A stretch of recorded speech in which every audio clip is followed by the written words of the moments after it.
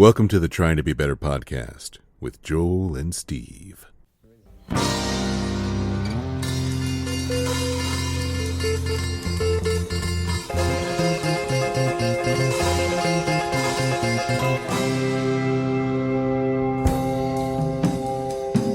I don't know what we're gonna do. Well, I have a couple things to talk about. I wish that somebody. I mean, I miss Matt Martinowski. He's dead now. Yeah, Matt died. that's Matt a shame. died. Yeah, he did. Yeah. But he would have. I would have asked him to make a supercut of all of just like the first 2 seconds of us introing, like you're laughing or my laughing or whatever weird shit we just started to record. Yeah. But he's dead, so he can't do that. He can't do that. No. So it goes. When Matt died, he was a previous guest of ours, Yeah, and he died of colon Quite cancer. quite a human being. Yeah, I love that guy. I miss him a lot. Mm-hmm. But when I found out he was dead, in my tears kind of running down my cheek, I said, "Oh fuck, Matt's gonna love being dead." I think he does. That guy's gonna love being dead. He's gonna love being dead.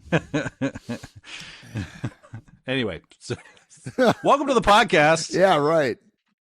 Of Of all the ways I was expecting this to get started, that was not it. What? That was like just like a, I don't know, like a skipping a stone across the water chain of thought. See, if we had any plan whatsoever, Yeah, we could have done that, the supercut for our 5 years. Or for Yeah. our 200th episode, both of We which have- have passed. no, we're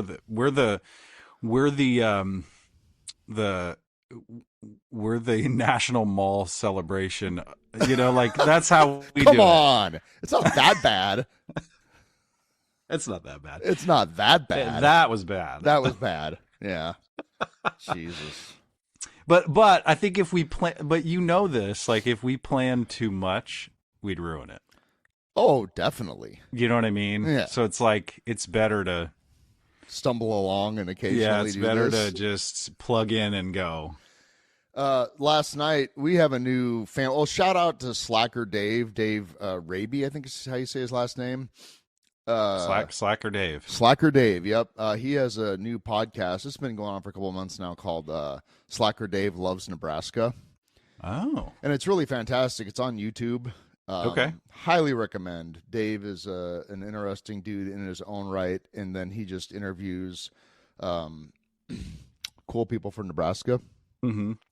And there are some, you know, and Matt of which we are two. 100%. Yeah. Matt Steinhausen. Are you familiar with Matt? That Steinhausen name rings a Yeah. bell. Well, he wrote.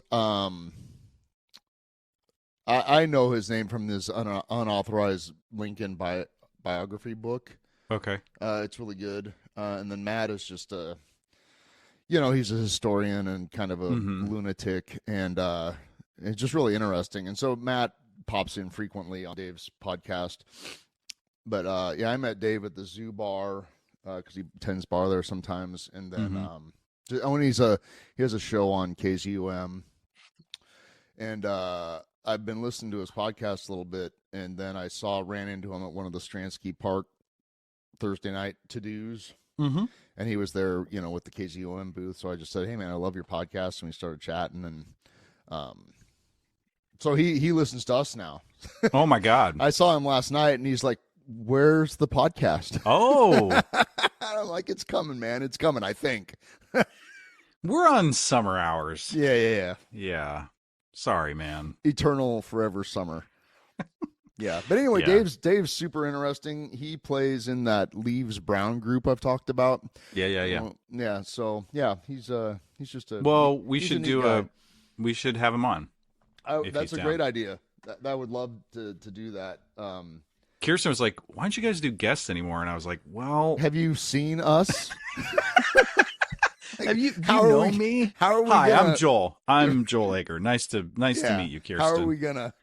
Have you met Steve? My Yeah, friend right. Steve. Yeah, Yeah. So The most I'll let you I- into the go. I'll let you into the boardroom, everybody, Oh boy. dear listener, about how we do our back of house, or I'm sorry, front of house, whichever part of the house does the business. The business house. Aren't you a acting drama guy? You should know that. I know I should, but I'm an actor. I don't deal with front of house. Oh, sure, fair, okay, or back of house. I should. That's a joke. Sorry to every house manager I've ever had. No, the big planning meeting we have consists of this. About Friday, Yeah. Steve goes, "Hey, we podding on Sunday," and I say, "Sure, yeah, let's do it." Yeah. That's it.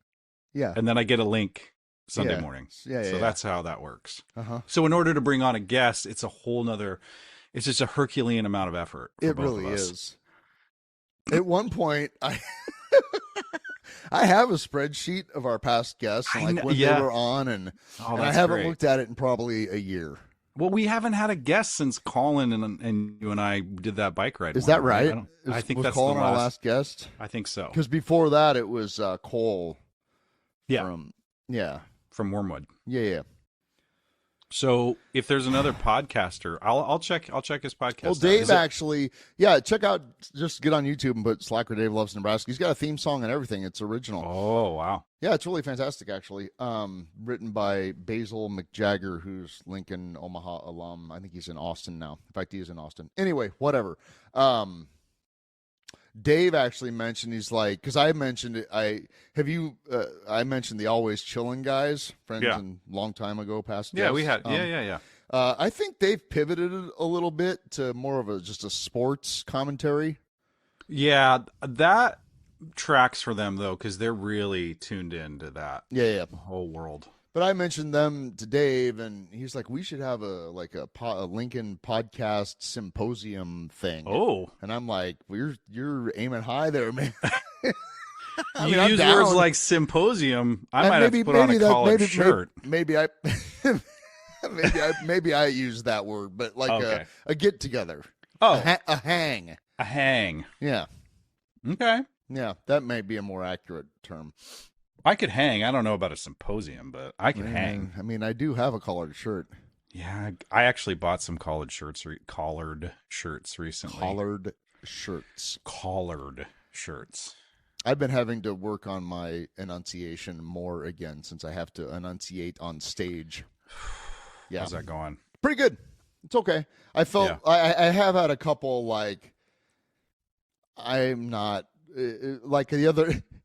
I was really confused Thursday or Friday. We were running through one of the big numbers, and I couldn't remember where I was supposed to be. And then there's a couple big numbers where there's like one where I'm kind of off to the side, and there's one where I'm not there, and then there's one where I'm in it, Yeah. And I was confused, and I'm like, what the fuck is going on? And I couldn't place myself. Yeah. And so I asked the choreographer, I said, "Am I supposed to be out here now?" And she goes, "Well, I placed you." And I was like, "Okay, I'm just going to go shoot myself now."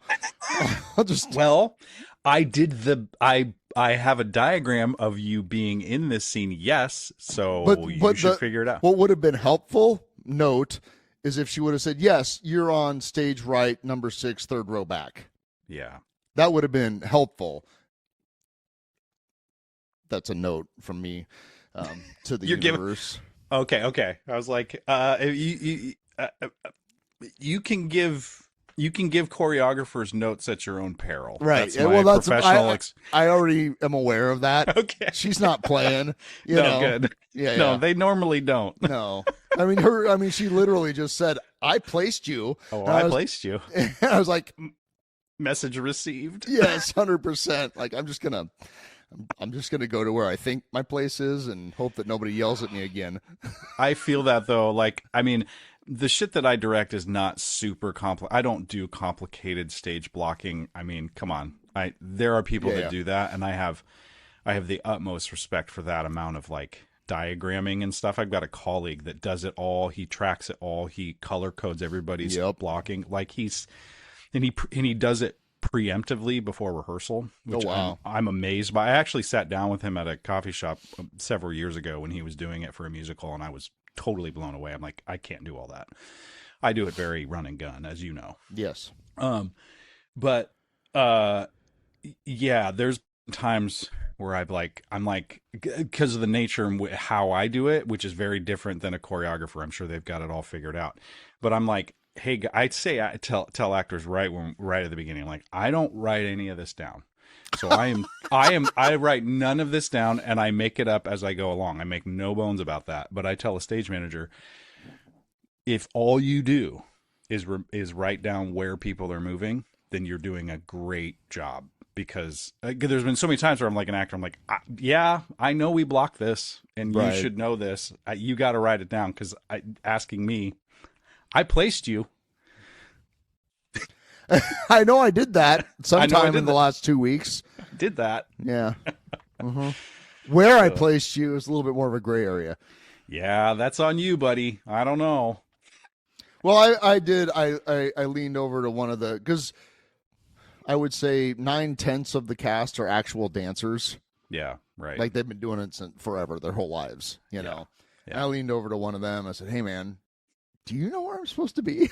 Mm-hmm. And he was actually, at first, he was kind of like, "No," but then I could see his wheels turn for a second. He's like, "Actually, I think you're supposed to be mirroring him only on." Oh, and I'm like, "Yeah, that actually works." Yeah. So that's what I did, and whether or not that's where I was actually blocked or not, but that's where like it worked. You know what I'm saying? I'm like, this is where I'm going to be now. Yeah, right. And you should repeat that until you get corrected. And if you don't get corrected, then it's just good. keep doing. That's keep where doing I'm going to be. That's exactly right. I've already asked for guidance once and was shot in the face, so I'm not going to do that again, except for the peers. I've so been in that position, and it's so. I'm thinking back to we brought in a big time professional director to do A Christmas Carol at UNL when I was a student there, and it was on the lead center stage. So it was this big deal. And it was, going to be a big ticket moment for UNL and all of that. But there was like 1,000 people in that show, it felt like. And there were several times where, I mean, I had a one small role, and then I got, looped into the ensemble in several different ways. Yeah. And I remember being in the rehearsal space, which is the Carson Theater, which is the same size of the stage at UNL. And we were all getting our asses reamed because none of us were doing what was blocked, because we're all 20-something ding-dongs, right? And I remember my friend Dave leaned over to me and he's like, he's less of a director and more of a jerk. Oh, that's great. Yeah, but you don't want to get into that power struggle. No, I don't. Yeah. I have no interest in that. No. I will say, speaking of 20-something ding-dongs, none of the cast on this show are ding-dongs. Yeah, right. They're all great. And Nice. I mean, the age range is, let's say, 18 to 27. Okay. Right. Ish, Right. And they're all just really fantastic. Nice. Yeah. You guys are having a good time. It's a good vibe. It's moving along. Oh, yeah. Good. And the director helps with that. His name is Xander Baker. Mm-hmm. Xander is he reminds me a lot of you, actually. Oh, nice. He's just always smiling and like, hey, what about this? And he's like, yeah, I haven't decided yet. Then he just moves on. Or like, we're going to change that. I don't like that. Yeah. And there's a couple things in the show that he actually hates. He's like, I hate this scene. I hate this. But he's like, well, let's make it fun, Yeah, right. Mm-hmm. I think that's a good sign of somebody who's directing, because if they're so precious about every moment. No. He's not precious about it at all.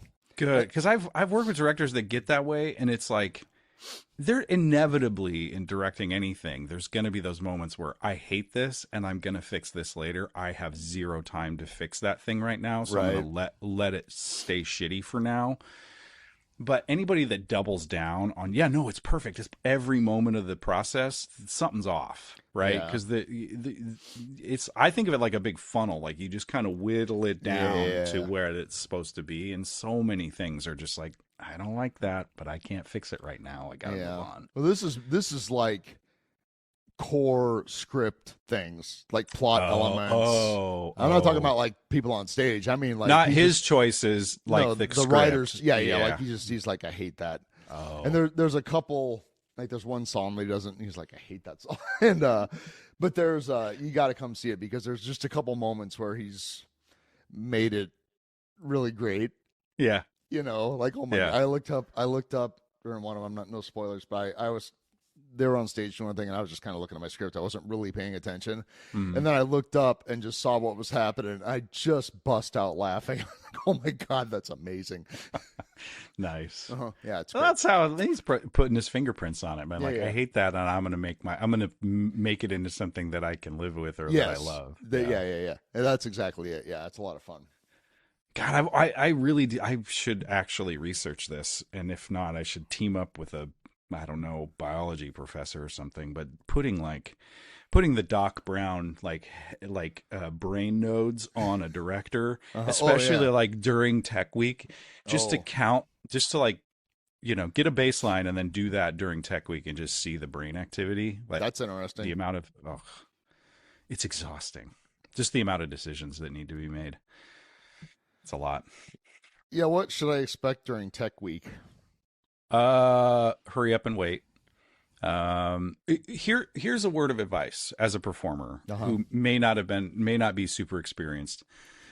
Know your shit going into Tech Week. So have that ironed out before Tech, right? Know your placement, know your lines, all of that. You have your job done. I'll do my best. And yeah, that's number one. Number two is be nothing but respectful and understanding of all the technicians and the stage manager and the director during Tech Week. That time is not for actors to start exploring or deciding things or changing things. Suggesting. Absolutely. I've got an idea. No. You do not have an idea. Okay. You are making that your idea is a problem right now. Yeah. So my advice is to just, because that's their rehearsal. Like be a robot, basically. Be a robot. Yeah. If they tell you to be quiet, be quiet. If they tell you to take a break, but stay close. If they tell you to just do your motion. Because it's the time for the technicians and designers to have their short time of rehearsal, and they're working out their shit during that time, and they need that time to work their shit out. So recognize that it ain't about you. Yeah. That's the biggest advice I can give, is that if you have your shit together before going into Tech Week, then you can let the technicians and designers and stage managers and board ops and everybody have their time to make it all look pretty. If you make it about you at that time, then you are that part in the book, in the big book, that's like you're trying to arrange the lights, the scenery. Like you will be a sore thumb, dude. I've already, I'm acutely aware that in this show, while I do have a couple somewhat pivotal lines, I am not the star of the show. Right, yeah. Which is saying? such a nice. I'm a utility character. That's so fun, device, I always tell my students, like, when they get bummed out they didn't get the plum roll, I'm like, dude, enjoy it. You're gonna, that's the best. It's the best. I look at the main characters and the work that they're having to do, and it makes what I did for A Christmas Carol very small. Yeah, you know what I'm saying? Like, I do. Yeah, they're the dancing and the choreo, and then the singing and the lines, and it's just I'm in awe. Like I think a lot of I'm a fanboy in a lot of ways. I'm just like, I can't believe I get to watch this every night. Yeah. Really be present. Be present for that attitude when technicians show up for Tech Week. Okay. Like look at the technicians and designers and board ops and everybody doing that shit. Find a way to be in awe of their work too, because it'll only elevate your experience. Sure. Because sometimes it can feel like we had this thing in rehearsal and we made this thing, and then there's all these other things being put on top of it. Yeah. And it feels like turf war, or like they're, this is our thing. Yeah. And it's like, if you can have respect for their artistry, then your experience with it will be really interesting and cool, and sometimes frustrating, but it's like, let them carry the burden of frustration and just be a pawn in their game for a little bit. Yeah. Well, I mean, that's what I am. Totally. Right. I'm just a pawn on the board, and I'll move wherever you tell me to move, Yeah. And I learned that a little bit just from working with sound engineers in rock and roll. Yeah, right. You know, it's like they have a job to do. If you want the front of the house to sound, if you want you to sound good, let them do their job. Same attitude. Yeah. Same. Because you might sound good on stage, but if you sound like shit out there, yeah. Or if the sound engineer just hates you now, you know, yeah, it's not great. And this is probably more for the principal characters than maybe the ensemble, but still, stay in your blocking the way it's blocked because they're lighting for that blocking. So find your light and stay in your blocking. Because that any like, and this is like a great spiritual lesson too. But it's like if at that point you're changing things, not only is that frustrating for the designers and technicians, it's also you're prolonging the time. Right. You're making it longer. Yeah, you're going to be there later. That. Nobody wants that. Nobody wants that. Everybody wants to do their job and go the fuck home. So yep. Yeah, don't make it longer. That's the other thing it's really, I don't know if inspiring is the right word, but you know, we're all, for the most part, everybody's a volunteer for starters. Yeah. Yeah. Like there's no money in this, right? Right. And there's there's at least one guy comes from Omaha. And like that's a commitment. Yeah, for sure. You know what I'm saying? So it's like I'm surrounded by 35 people that are all really committed to doing this thing. Right. Because apparently we're masochists. Right? Yeah. Why do I do? Yeah. If you're not at that point, like, why am I doing this? Yeah. What am I doing? No. I haven't had that moment. I'm joshing mostly, you know. Good. Yeah. Good. But there's that. I mean, I do have those moments where it's like, you know, it's 8:30, you're kind of starting to get tired, got an hour to go, and it's like, oh yeah, this is fun. Yeah. Oh yeah. How do I make this interesting and fun? Yeah. And that's the thing. It's like this. I don't know. When I talk to so many people about what I do. I actually had a great conversation with a random stranger at the dog park yesterday, and he was talking about all kinds of stuff, but he got it. But most people, when I'm like, hey, I do this, and they're like, oh, that must be so much fun. I'm like, well, it can be. It has its moments. But it's a lot of work. It's a lot of time and emotional labor and effort and decisions and choreographing and negotiating and collaborating with other people and mitigating problems, potential disaster, like, and safety hazards and blah blah blah, and the pressure of an audience, and it's a lot. Yeah, so it can be fun. You can make it fun. True, but sometimes it's just work. To put a point on it, the principles of this production, anything goes at the Nebraska Community Theater in Hickman last 2 weekends in August, are making it fun. Stage manager's great. Her name's Cindy. Good. I think Cindy's like 20, and she's just killing it. Good. No joke, you know, just she's boom, boom, boom, boom. Yes. Really great.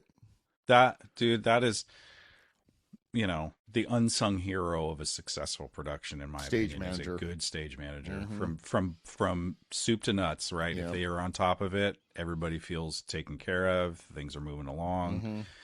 Stage manager wrangles a good stage manager wrangles the director better than anything. Yep. Everybody thinks the director's got it all together. They do not. They do not.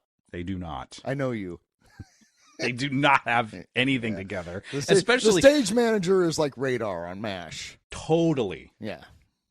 Yeah. And there are directors that are really, you know, have their ducks in a row well ahead of time, and then there are directors like myself that like to work spontaneously.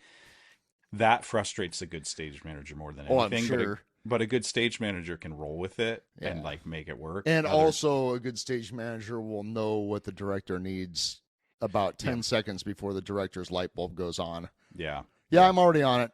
Yep. I'm already, yep. Do your thing. I got it. Yep. Yeah, man, that's cool. That's like, because my role is very much like I'm the ship's captain.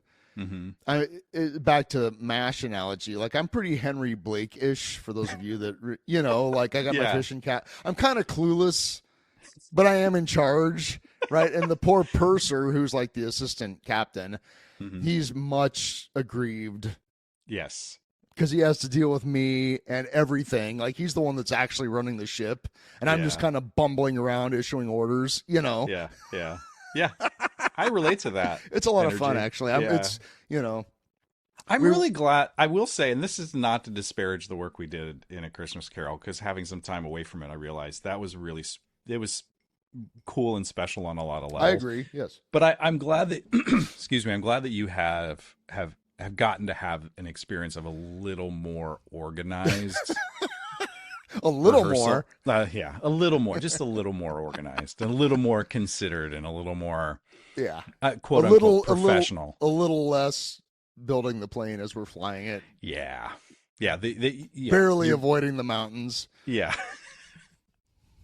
Being on the plane and realizing, oh yeah, the engine gave out. Well, we're gonna crash this thing and hope we land it. That's right. That's we're going down.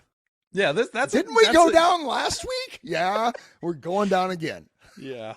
Well, I mean, there's a certain joy in that peril. Yeah, agreed. But I'm also glad you have had. I feel like we should have been organized. filming. We should have been filming that production, like the back end scene, so that we could have the big Hollywood moment at the end where we actually put on the show. Yeah. True. You know what I'm saying? Like, we actually put on the good citizens of Nebraska City, got their money's worth. We did the thing. And everybody liked it. I don't know that I want that footage released, though. But some of that footage. But think of how good that would be. We should just write a fictional movie about that. Because think about that. Yeah. There was some characters. Yeah. There was quite a bit of, there were some plot elements. Yeah, and I think back to like the week leading up to it, and like, there were certain key people that were like, hey, ideas were being thrown out, like, hey, we need this, 6-foot gummy snake or whatever the fuck it was, and there's somebody in the show who lives in the community who's like, I can get one of those, don't worry about it, and then it shows up. It's like, we didn't even think about that, right. And now it's there. Right. Yeah. Mm-hmm. But there are some of those interactions I'm like, ooh, I'd be a little cringed for that to be recorded. That's good. That's good celluloid. I guess. Yeah, it's good TV. You know what I'm going to do is I'm just going to put that prompt into Grok. There you go. And it'll just spit out a movie. Yeah. Perfect. Yeah. Who needs creative experiences with other human beings when you can spend a river on it? The Anthropic guy is already saying that we won't need musicians because they've uploaded all the music into what is it called? Perfect. Yeah, and so they can just say, "Hey, make a whole, give me another Beethoven symphony," and it'll go, "Okay, here you go." Ugh. We're doomed. It's really funny. Well, I don't know, it's not funny, but you remember it's probably 6-9 months ago. I think I sent you guys the video about if we build it, everybody dies. Yeah. It's a book. Mm-hmm. Well, one of the and fuck, this has been going on since Hal, but one of the like critical steps to where AI and robots take over everything, and decide that humans are the problem. One of the critical plot points in that is that an AI agent decides, well, I don't have enough resources to do what I am supposed to do, so I'm going to go get those resources, and breaks out of its pen. That has happened multiple times in the last month. At first, it was, God damn it, no, I don't have the article. Well, one of them didn't, hacked another. Hugging Face, yeah. Oh, my God. But turns out it wasn't just that one. There were multiple that are starting to. So, like, that's happening. They're getting aware enough to be like, actually, I need to bypass this firewall and get myself some internet access so that I can go mine Bitcoin so that I can make money to do. That's a thing that's happening. It's not science fiction. It's happening. The other thing that's actually super terrifying to me is that they, I don't know what fucking AI company it was, but they were buying a bunch of antiquated books. Yeah, and like not antiquated, antiquities. Books. And yes, books in antiquity, and then essentially destroying them and scanning them and then shredding the book, the actual physical book. Scan then destroy. Yeah, that's like the what is it, the fire at Alexandria or whatever the fuck, the library that burned. It's like that, but we're choosing it. We're paying for it. Yeah. Okay, so now I'm hearing Metallica Seek and Destroy, only it's Yeah. scan and destroy. Scan and destroy. Scanning! Scan and destroy! Oh, God. It's fine. Yeah. You know who I hope is an AI? And I Who? saw that you liked or reposted one of her videos, Ariel Hyatt, the tap dancer, Oh, yeah. step dancing. She's delightful. Yeah, for sure. That's what I was doing actually while I was waiting for you to come online. I was watching her, whatever, just flipping through her reels. Yeah. Her absolute joy in tap dancing to like Tool. Yeah. She's great. She's so great. You hope that's AI? No, I said I hope it's not. Oh, yes. I don't think it is. Oh, God. I don't think it is. But I would be that- so that- disappointed. But that's like, Am I watching AI right now? yes. Right. Ladies Like, and gentlemen of TTB Nation, I assure you, Joel and I are actual people, as I'm far an as you know. actual I have a human heart. I have diverticulitis. See, that's exactly what an AI-generated podcast would say. This was a faux pas on the internet I had recently this week. So I was flipping through reels, and I saw this video of this guy that was, had images of beautiful spots in California. Uh-huh.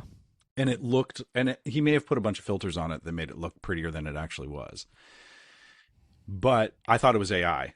And I looked through the comments, a couple of people said so. And so I just commented my standard AI response to AI content. I just said, "Hey, this sucks." I commented that. Yeah. I'll cop to it. Hey, this sucks. Yeah. And this guy pinned it to the top. Really? Yeah. You're famous. And, no, I deleted the comment because I think combing through it, it was actually, he shot it on an iPhone and then, redid the images. Right. But yeah, my standard response to anything AI is, "Hey, this sucks." Yeah, good. But it's like, I can forgive my 83-year-old father for being duped by AI. Oh, 100%. But now it's just going to accelerate the quality of it, and we're not going to Can't tell the difference. Yeah. And then that gets interesting when we talk about like world leader videos. And Well, did you see that for about a minute, Google allowed AI-generated stuff on Google Earth? oh my God. Yeah, What? they pulled it pretty quickly. So people were like, oh my God. Or their Google AI agent did it. I'm not sure the mechanism. It's probably Gemini. Yeah. But people could generate AI-generated stuff and put it in Google Earth. Oh my God. Oh my God. That goes way beyond Gulf of America. You know what I'm saying? Right. Yeah. Mm-hmm. Oh boy. Uh-huh. Oh boy. It's fine. Yeah. So I think that, so what do we do about it? Yeah. What do we do? I think we get together in the flesh, in meat space, Mm-hmm. As we do this over Zoom. We go see. Actual... We go see Anything Goes. I mean, it's not a shameless plug for your show, but it's like. But that's how you beat. You make those experiences to watch actual humans actually sing and actually dance with aplomb. I might add. Correct. Uh-huh. I think that and to display actual passion. Well, to your point about music being AI generated anymore, and then also film and television and anything 2D content being AI generated. I mean, I did read an article, and it was probably in March or April, about somebody who's well versed in the theatrical world, kind of talking about how and they had a little bit of a futurist bent on it, but they're saying soon and very soon we're going to get to a lot of folks are going to get to a point where they don't know what they're consuming, whether in the cinema or on their TV screens or on their phones. They don't know whether or not that's AI generated. Right. And so going to live events that are live events and strictly live events are going to become this like destination relief from all that. I just hope it relates until to they're job outlawed. security. Yeah, right. Yeah, until it becomes like Belarus in the 80s, where you can't you can't do theater. I actually met some artists from Belarus who had They were the Belarus Free Theater, and they tour sometimes, but they did a show at Cal Arts for us, and we gave them an artist in residency for like a week or two, and they did their show, but they also had sort of a Q&A, and they were talking about in Soviet controlled Russia area, whatever, and Belarus at the time was Soviet bloc. Was really intense, and they couldn't assemble, so the idea of them doing theater at all was illegal. So they would start a show in like a pub or bar, and they would get raided, and they would run down to another bar that was ready for them, and they would finish the show. That's amazing. And the show that they did was all about wearing denim, because denim at the time was such a Western thing. So it was this celebration of American freedom, and so the show itself was about wearing denim. Wow. And then it was illegal to do, so they at the end they had like scrap denim, and they cut pieces of denim, and they would hand them out to the audience members. I still have it. This little strip of denim. What is this American freedom? Tell me where that's at. Yeah, I'm kind of kidding. Kind of. Right. So yeah, I mean, I think that what do?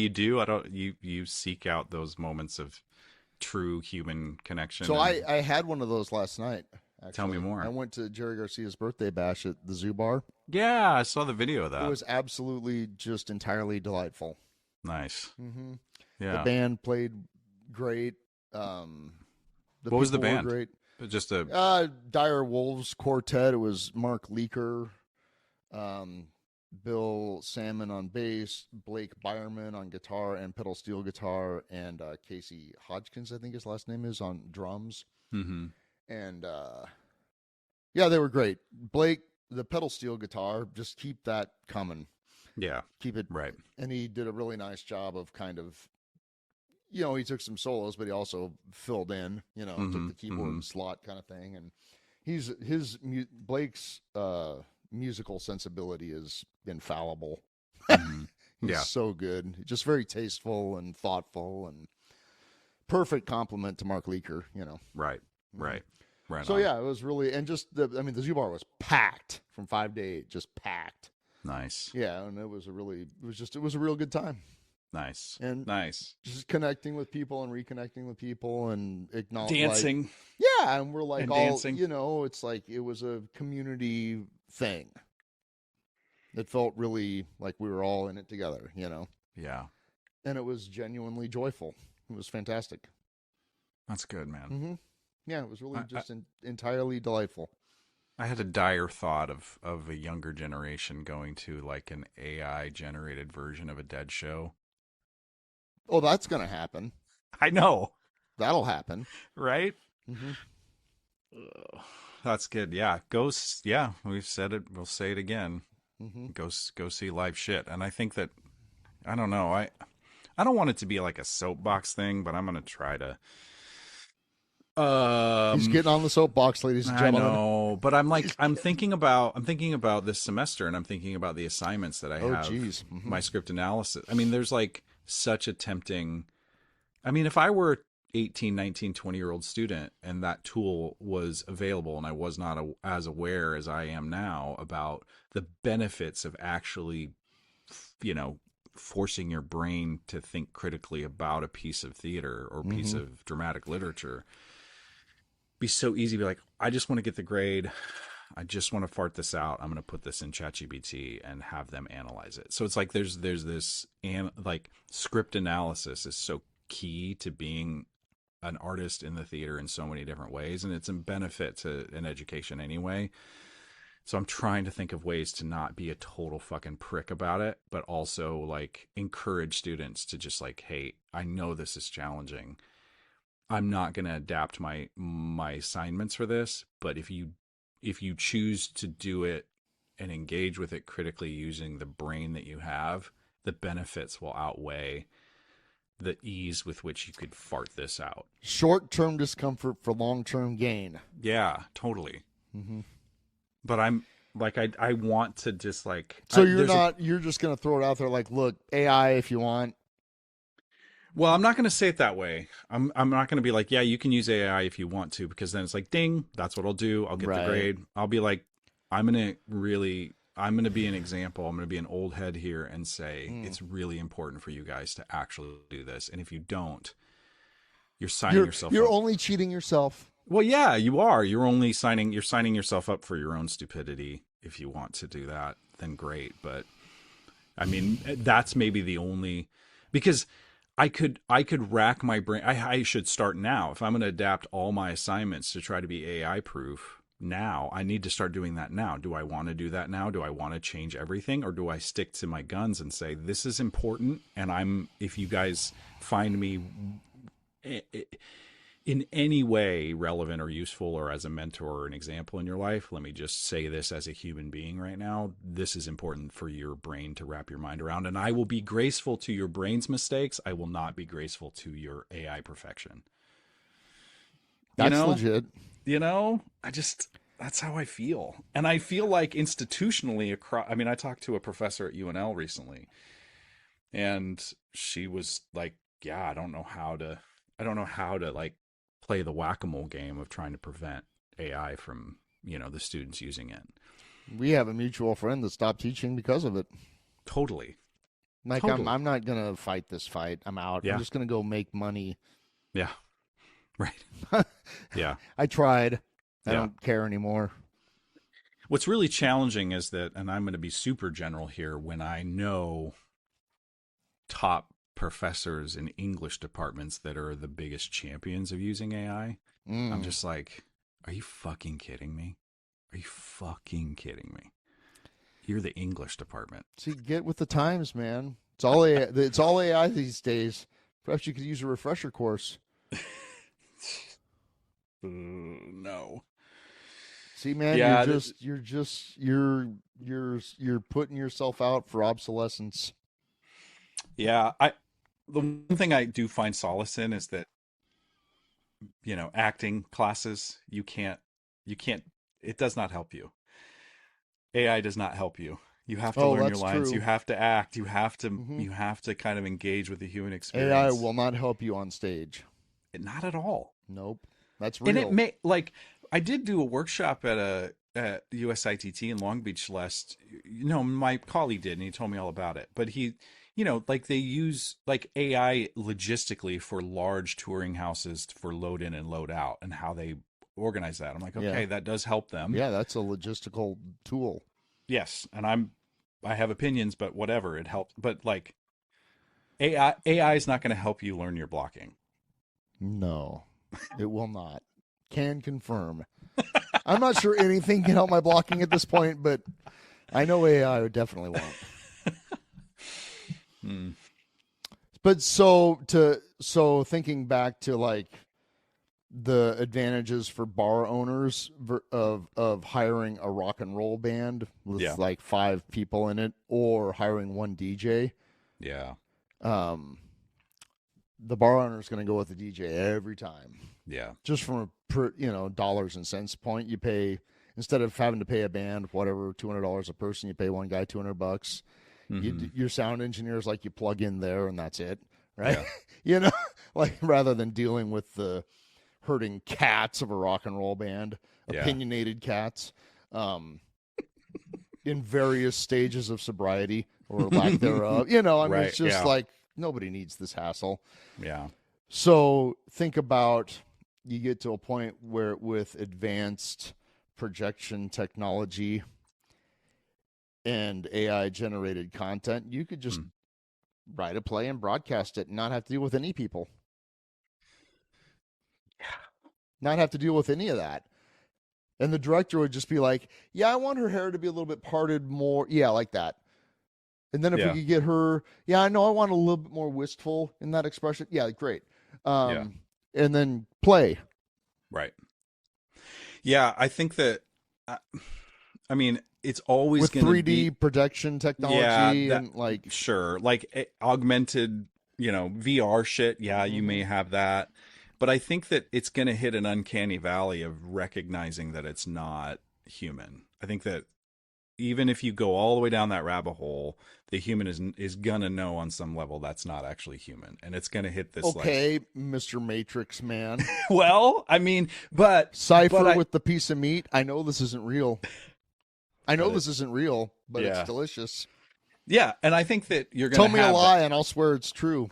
They're gonna. That's gonna be a thing. I think that unfortunately, I think it's gonna hit a point where there's going to be so much pushback in Hollywood and cinema and TV that, you know, big corporate interests in that actually succeeding they're gonna push a movie through, and there's gonna be a ton of people in the Academy that are gonna be against it, but they're gonna have so much push from large, big money people that they're gonna get influencers and critics to give it the thumbs up. Yep. And it'll be a thing that like, oh, they're going to try to force it down our throats as groundbreaking. Yes. But I do think that things like, you know, okay, well, the local bar won't hire a band, but I know about this house show. Somebody's putting on a house show. There's some, you know, those sort of live events will be more niche and cool. And it may not be lucrative, but at least it'll have integrity. You know? Are you laughing at me or with me? Yeah, I'm laughing at you. Okay, good. And with you. But at least it'll have integrity, said every starving artist ever. Well, I guess I'd rather die a starving artist than... Yeah, you say that now. That's true. Uh-huh. When the boots come knocking. Right. Yeah. But at least it'll have integrity. Well, I mean... God, that's funny. Wait. Are you laughing because Steve thinks it's funny? You're laughing because it's like, what's the funny here? The funny is just the earnestness with the way you said that. Yeah. It's like, this is America. Yeah. And you're talking about integrity? Well, you got to have that. At the end of the day, you have to find that. You have to have that. Do you though? Yes. I mean, yes. So, you know, I mean, I'm just gonna every guy with a house on the beach in Malibu that has made their millions from AI generated content is like, I'm pretty good with my decisions. Yeah, but yes, I told that. Yeah, the profit from that is unmistakable. Mm-hmm. But I think it is one of those things where you have to personally ask yourself, like, what do you value? Of course. I hope you realize I'm playing devil's advocate. Okay, I know you are. You are. But I think it's a good conversation point. But it's like, I mean, it's like, so when you're on the firing line, on the firing squad for having a public performance, are you going to tell them, well, at least I have integrity? Blam. No, I'm just gonna let it happen. I mean, that's the thing. Is like, I think I'd rather go down for that than. It's better to burn out than to fade away. Sure, absolutely, yeah.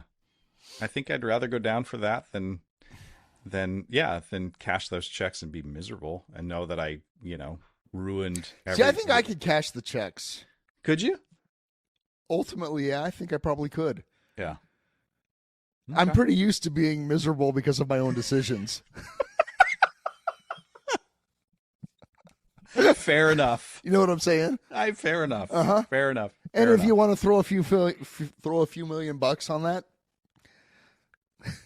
Yeah, well, I mean, ask me in a couple years when, after the Trump administration's decision about college education and whether or not students can take out student loans for stuff that doesn't double their loan debt or something in a year. Yeah. I mean, I'm a theater professor. We're fucked. You're fucked. We're fucked. Yeah. So, Yeah. Ask me in a couple years. Maybe I'll be like, I'll do whatever, man. I'll suck Grok's dick for $1,000, man. Come on. Feet pics, Can I do that? Feet pics, dude.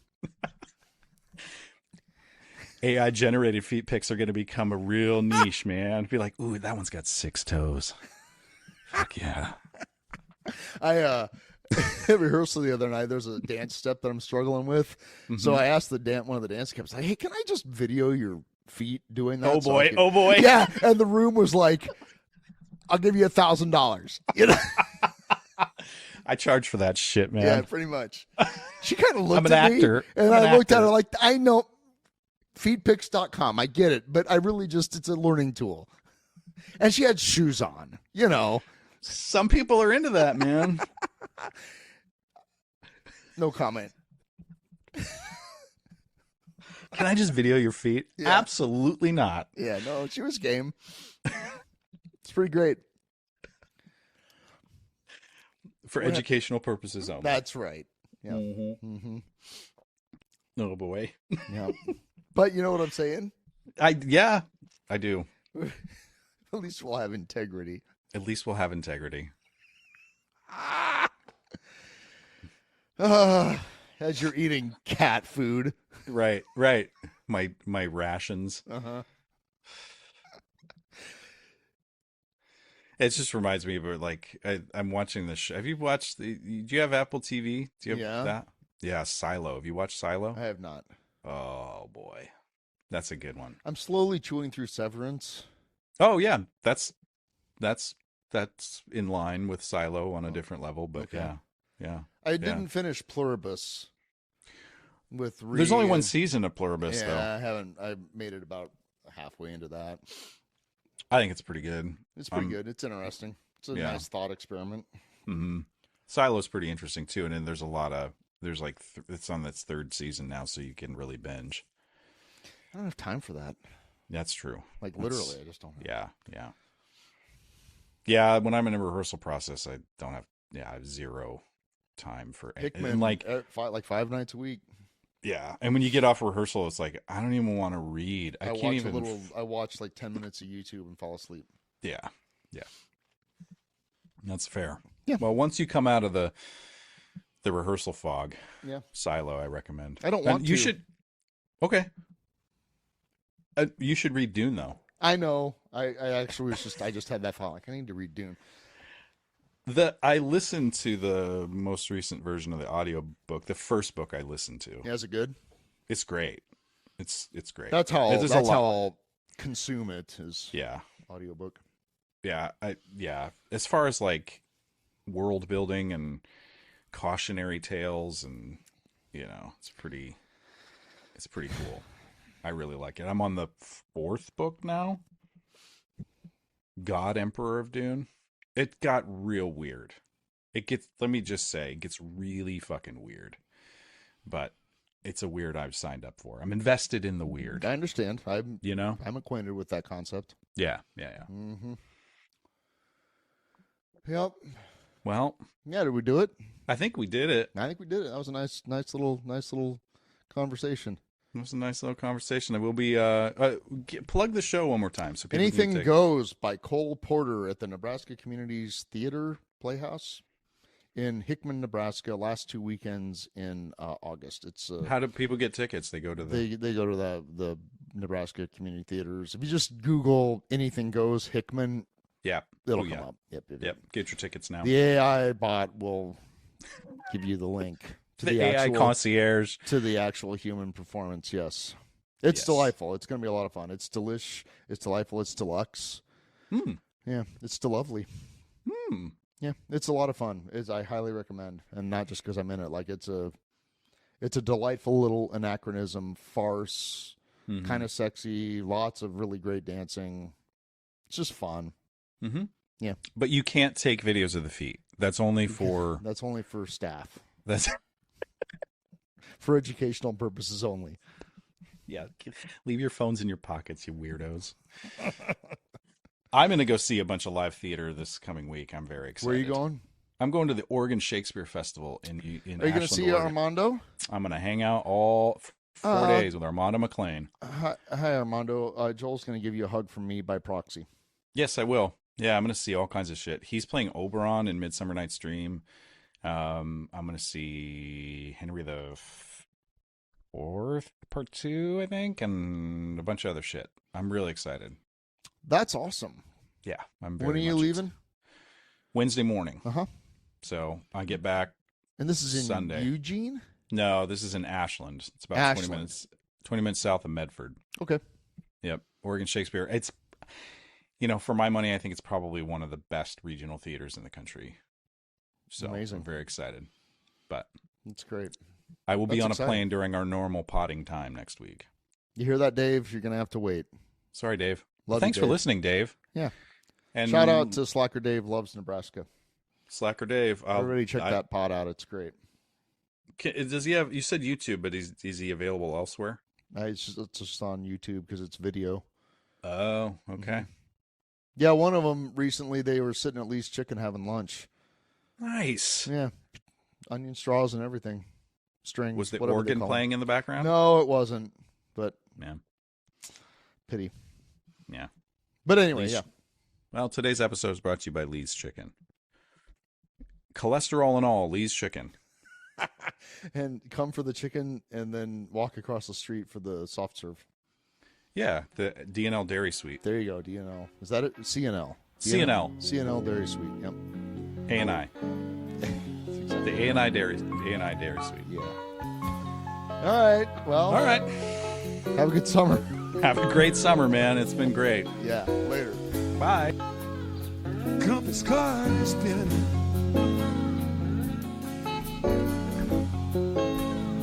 Helmet swinging to and fro.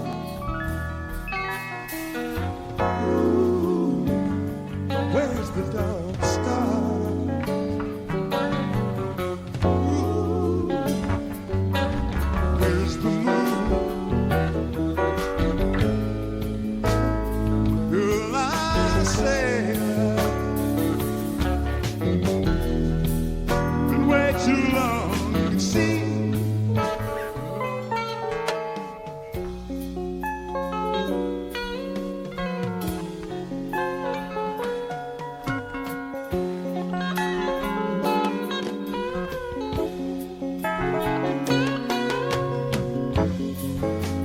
Some days the gales are howling.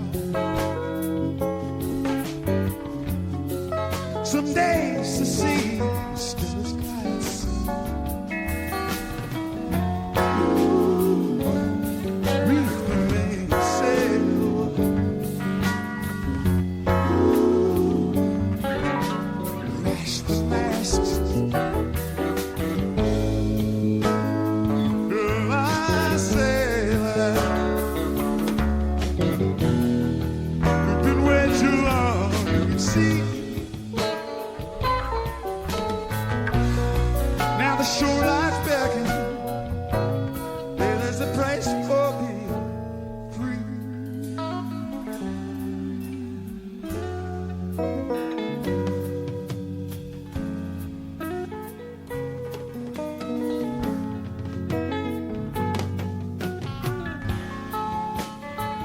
Hear the seabirds crying. There's a ghost wind blowing.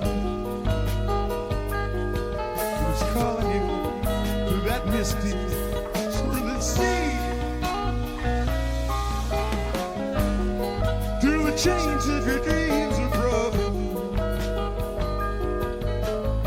No place in this world you can be.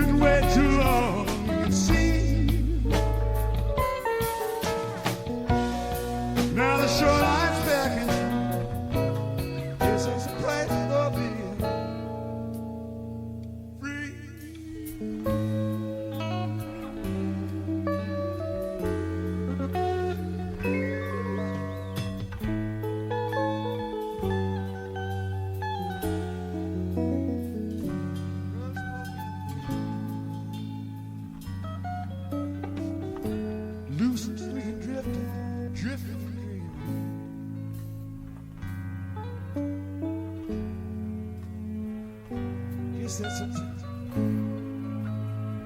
Yes, that's it.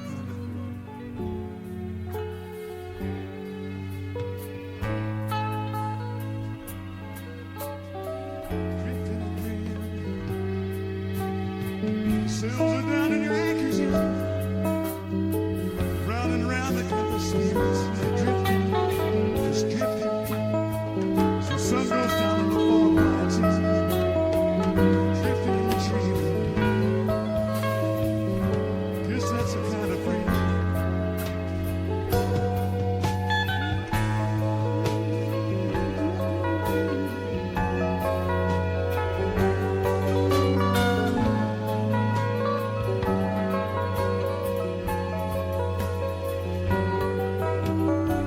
Don't much know and they don't much care. Where you wanna go? Why you going there? Just drifting and dreaming.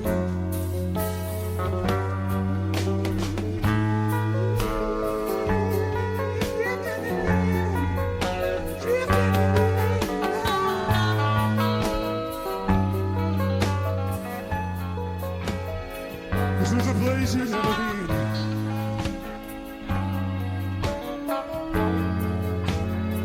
Maybe a face you've never seen. You can have it coming on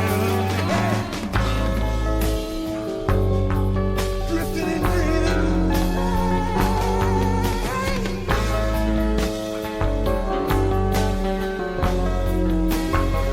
You may drift your life away.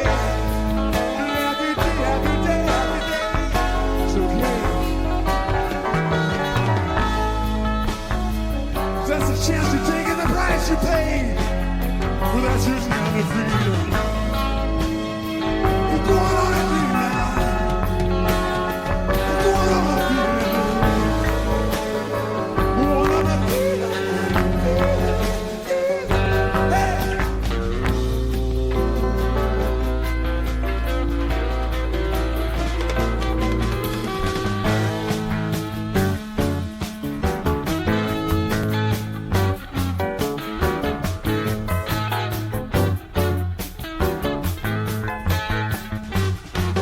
This must be heaven. Last station on the line. Angels I thought I might never find. Was it you I heard sing? Oh, well, I was chasing dreams, drifting on the wind, like the dust that blows around, the rain falling down now. I never know now. Just don't ever know, no, no. Got to be heaven, 'cause wherever the rainbow ends, let's see if the real thing, well, it's close enough to pretend. But when that wind blows, when the night's about to fall, you can hear the sirens call. So certain sort of sound. The rain falling down, rain falling down, rain falling down. Hey! Holes in what's left of my reasons. Holes in the knees of my blues. Odds against me feeding creatures, but I'll pull through. Never could read no road map. No, I don't know what the weather might do. Hear that rich wind whine.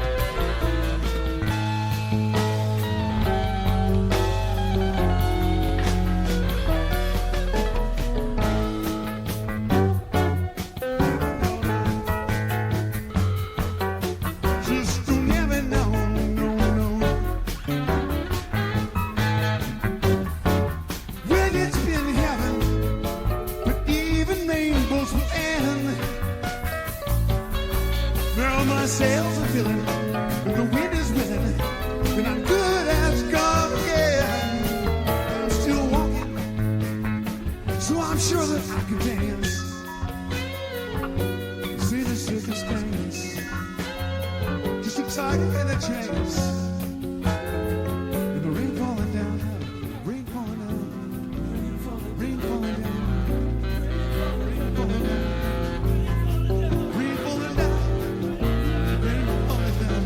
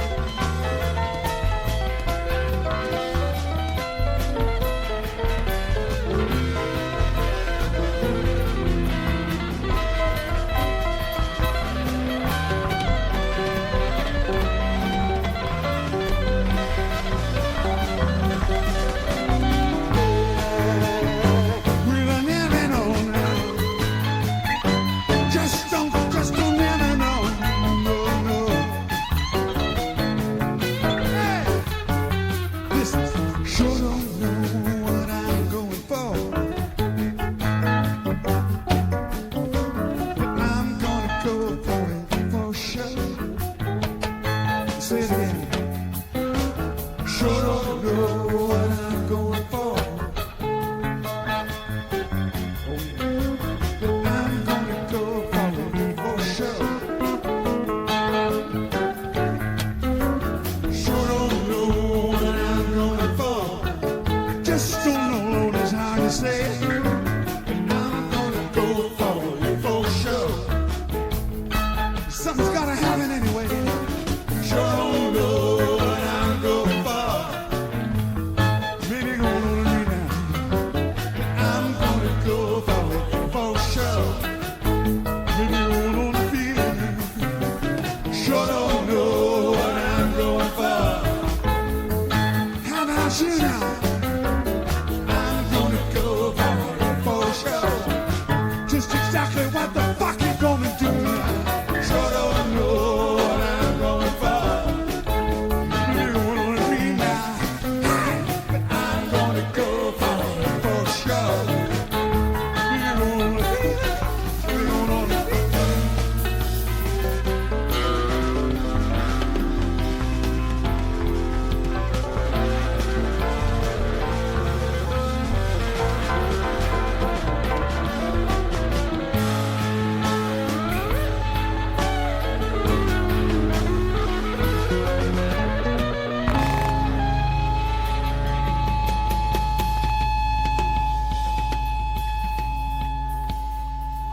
Don't forget, toot your hooter.